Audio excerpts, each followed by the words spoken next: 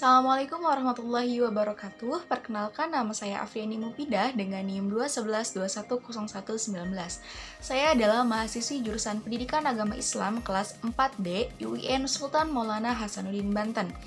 Nah, di sini saya akan menjelaskan tentang macam-macam konsep kurikulum yang dimana materi ini ada pada mata kuliah pengembangan kurikulum yang diampu langsung oleh Ibu Helena Lis MPD. Nah, langsung saja kita masuk ke materi yang pertama, yaitu macam-macam konsep kurikulum.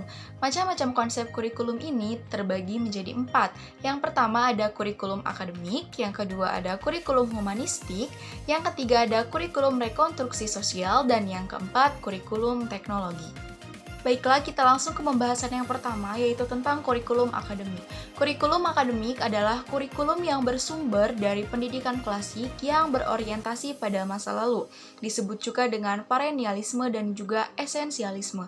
Perennialisme dalam pendidikan di sini yaitu menjelaskan tentang pentingnya berproses dalam belajar, tetapi tidak mengesampingkan nilai ajaran budayanya.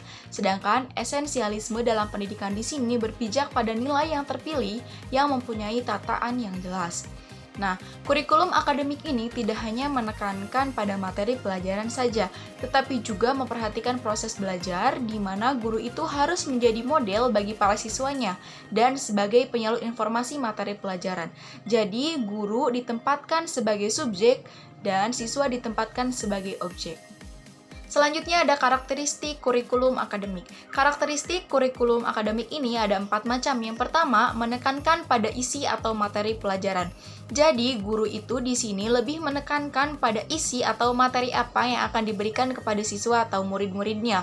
Yang kedua, isi kurikulum berasal dari disiplin ilmu solid sistematis. Solid dan sistematis di sini maksudnya penyampaian isi materi atau pembelajaran itu sesuai dengan kebutuhan siswa atau murid yang bersifat sistematis, artinya yang bersifat teratur dan juga logis. Yang ketiga, peranan guru sangat dominan karena guru di sini sebagai objek dan juga sebagai model yang dimana sangat berperan penting dalam proses pembelajaran. Yang keempat, penyajiannya menggunakan model pembelajaran inquiry dan juga expository, di mana model pembelajaran inquiry adalah peserta didiknya terlibat dalam proses pembelajaran dalam memecahkan masalahnya sendiri. Sedangkan expository yaitu lebih menekankan pada proses bertutur kata guru dalam penyampaian materi pelajaran. Yang selanjutnya ada pendekatan dalam perkembangan kurikulum akademik. Di sini pendekatannya ada 3. Yang pertama ada pendekatan berdasarkan struktur ilmu pengetahuan, yang kedua pendekatan yang bersifat integratif, dan yang ketiga pendekatan fundamentalis. Pertama, pendekatan berdasarkan struktur ilmu pengetahuan, di mana murid tidak hanya mengingat materi pelajaran, tetapi juga belajar memperoleh materi pelajaran dan mengujinya berdasarkan fakta yang ada dan tidak hanya sekedar mengingat. Pada pendekatan yang pertama ini, murid ikut andil dalam mencari dan memperoleh materi pelajaran yang akan didiskusikan pada hari itu. Yang kedua, pendekatan yang bersifat integratif, di mana merupakan respon terhadap perkembangan masyarakat yang menuntut model pengetahuan yang lebih terpadu, yang terdiri atas satu ide atau konsep yang mencakup semua ilmu atau proses kerja ilmu, seperti fenomena alam atau masalah sosial yang membutuhkan pemecahan secara ilmiah, dengan menggunakan tema yang membentuk satu kesatuan. Yang ketiga ada pendekatan fundamentalis, di mana pendekatan fundamentalis ini mengajar berdasarkan mata pelajaran dengan menekankan membaca, menulis, dan memecahkan masalah-masalah dengan sistematis.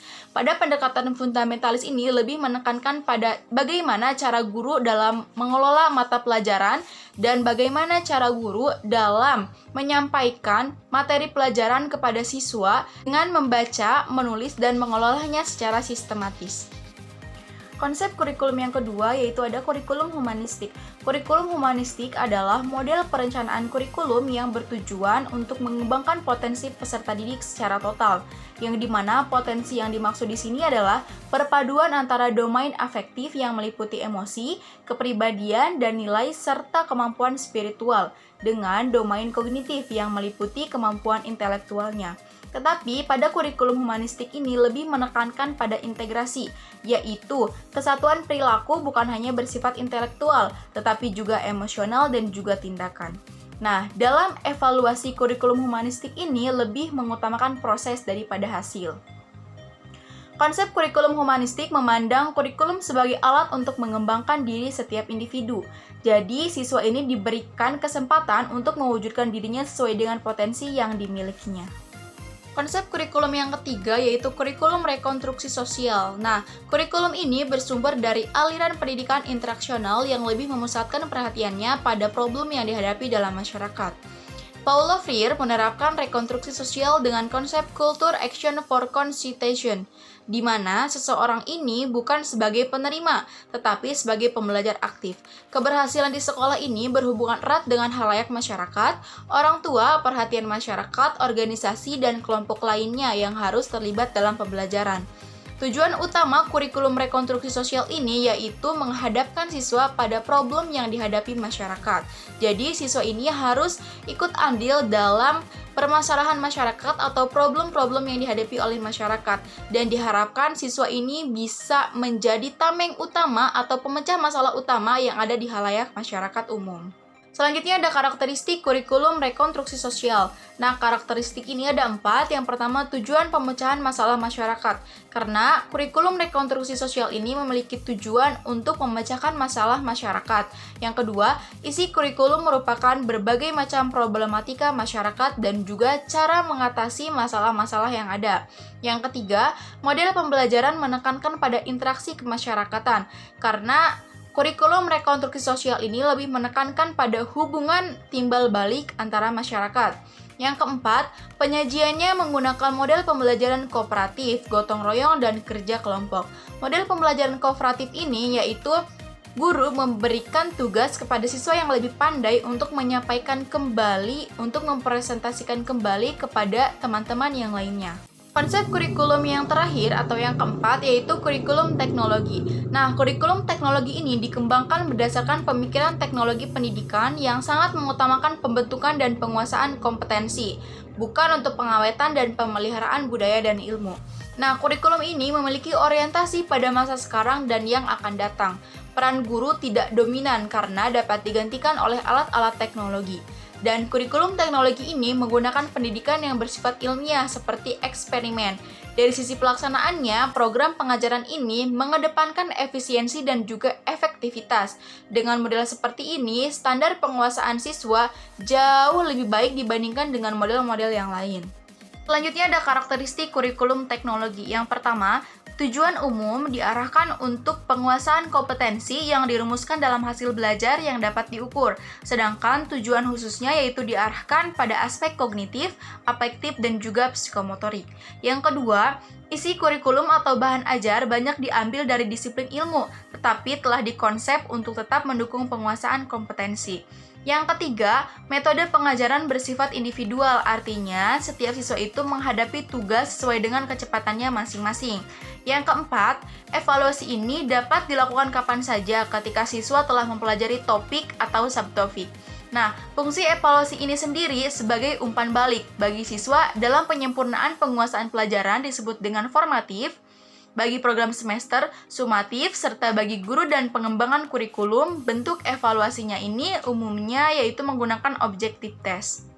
Terakhir, ini ada beberapa rangkuman tentang konsepsi kurikulum yang sudah dijelaskan di awal, guna mengetahui perbedaan antara masing-masing konsepsi, antara kurikulum akademik, kurikulum humanistik, kurikulum rekonstruksi sosial, dan juga kurikulum teknologi. Di sini ada kurikulum akademik, orientasinya yaitu pengembangan pengetahuan dari berbagai disiplin ilmu. Aliran pendidikannya yaitu pendidikan klasik, perennialisme Eropa, dan juga esensialisme Amerika. Yang kedua, kurikulum humanistik, orientasinya yaitu pengembangan kepribadian, sikap, emosi, dan juga perasaan. Nah, aliran pendidikannya ada pendidikan pribadi, progresif, dan juga romantik naturalisme. Yang ketiga ada kurikulum rekonstruksi sosial, orientasinya yaitu pengembangan kemampuan memecahkan problem-problem dalam masyarakat. Aliran pendidikannya yaitu pendidikan teknologis atau eksistensialisme. Yang keempat ada kurikulum teknologi, orientasinya yaitu pengembangan perilaku atau kompetensi dalam berbagai bidang kehidupan. Aliran pendidikannya adalah pendidikan interaksional. Mungkin hanya itu yang dapat saya sampaikan, kurang lebihnya mohon maaf. Wallahul muwaffiq ila aqwamit thoriq. Wassalamualaikum warahmatullahi wabarakatuh.